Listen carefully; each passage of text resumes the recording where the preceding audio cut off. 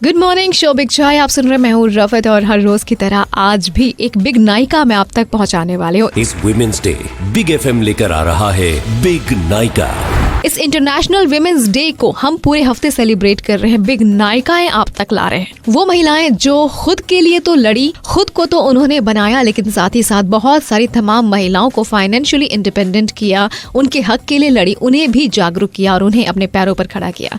आज भी एक बिग नायिका को मैं आपसे मिलवाने वाली हूँ। ये है लखनऊ की ही मंजरी उपाध्याय, जिजीविषा सोसाइटी की फाउंडर हैं, जो लड़कियों के हक के लिए उन्हें लॉ भी सिखा रही हैं, खुद भी पॉश की ट्रेनिंग दे रही हैं।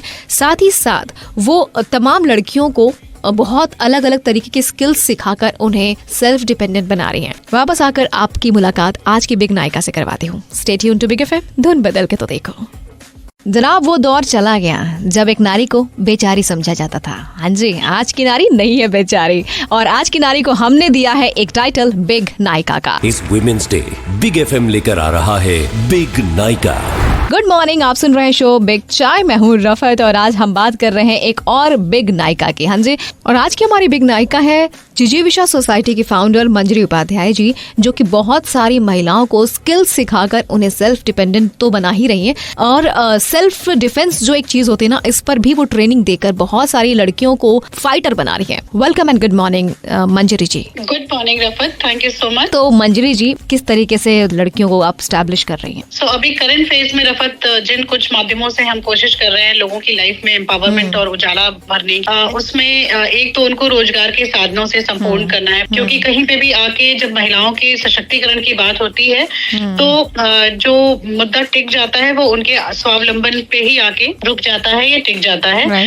तो हम सिर्फ स्वावलंबन को स्वावलंबन के तौर पे ही नहीं, बल्कि उस स्वावलंबन से जो भी वो अर्थोपार्जन करते हैं उसको उनके सेल्फ एस्टीम के साथ, उनके आत्मसम्मान के साथ जोड़कर देखते हैं कि महिलाएं इससे सिर्फ अपनी लाइवलीहुड ही अर्न नहीं करती हैं, बल्कि उनका सेल्फ रिस्पेक्ट भी अर्न करती हैं, सेल्फ एस्टीम को भी इम्प्रूव करती हैं।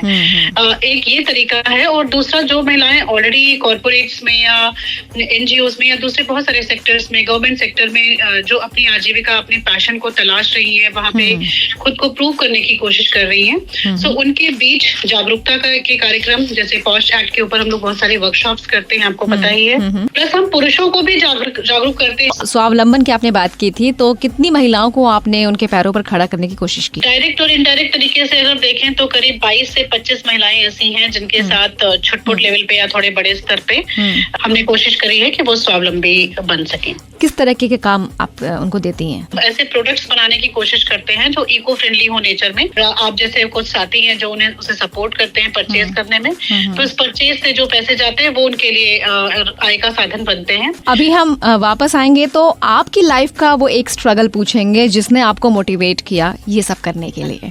Stay tuned to big FM, धुन बदल के तो देखो। आज हमारी बिग नायिका Manjari Upadhyay from Jijivisha society.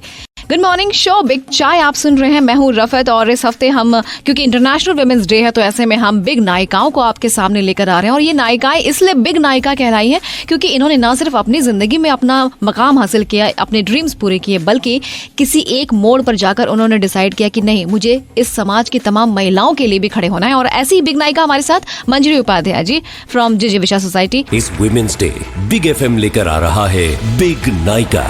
Manjari ji, again welcome. Thank you so much Rafat. तो मंजरी जी, मुझे ये बताइए, वो कौन सी घड़ी, कौन सा क्षण था जब आपने डिसाइड किया कि मुझे सारी महिलाओं के लिए काम करना है? दरअसल 2 फेजेस ऐसी लाइफ में आए। पहला हिस्सा तो तब था जबकि बहुत सारा स्टीरियोटाइप्स को पीछे छोड़ते हुए, बहुत सारे स्टीरियोटाइप्स का सामना करने के बाद भी मेरे पेरेंट्स ने बहुत सपोर्ट किया, बहुत इनकरेज किया कि मैं पूरे अपने क्षेत्र से पढ़ने व जाने वाली पहली गर्ल चाइल्ड थी।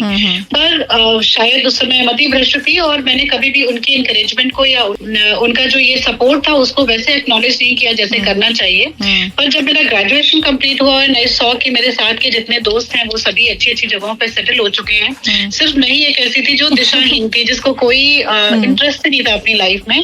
तब धीरे धीरे समझ में आना शुरू किया कि ये अगर मेरे पेरेंट्स ने इतनी मेहनत करी है मेरे ऊपर, लगातार मेरे इतनी सारी बुराइयों को भी बर्दाश्त किया है, तो अब मेरा समय बनता है कि मैं कुछ ऐसे काम करना शुरू करूं जिससे एक तो उन्हें फख्र महसूस हो और मेरे अच्छा करने के बाद दूसरे पेरेंट्स को भी शायद ये इंकरेजमेंट मिलेगा।